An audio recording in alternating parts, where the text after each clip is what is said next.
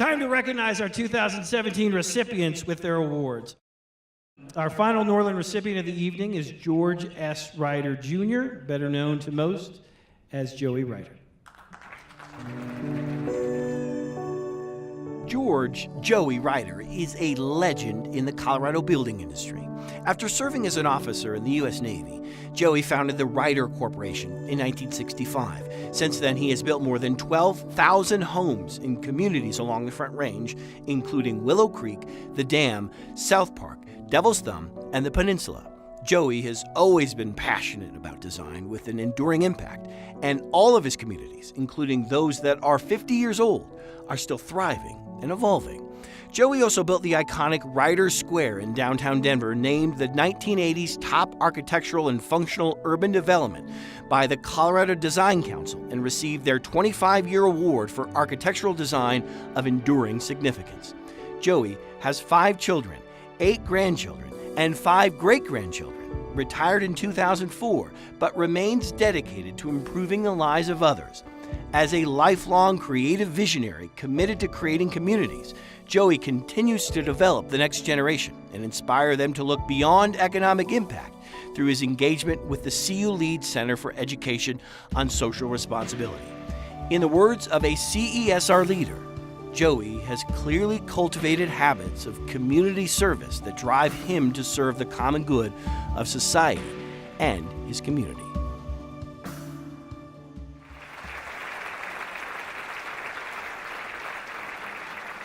Thank you so much. What an amazing honor. I want to thank Sharon Matusik, my nominator, and special thanks to my family who's come from far and wide, their 5 children and a couple of their kids and good friends that mean so much to me. My Ryder family we've had 4 generations of Ryders at CU. And my dad and his 4 brothers went to CU. 7 of their 16 kids went to CU, so their kids as well.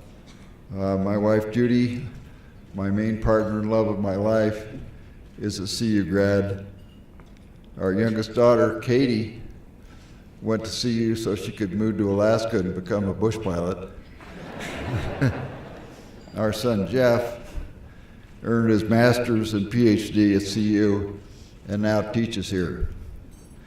After graduation, I served in the Navy for 2 years, and then came back to Denver to live. Soon after returning, I was just 24 and remember being at a large summer fancy party. We were all sitting in the grass in a circle, and perhaps 10, 12 young adults and a man my age looked at me and he said, where did you go to school? And I said, CU. And he said, gee, that's too bad. And he'd gone to Yale and Harvard MBA. And I went, whoa.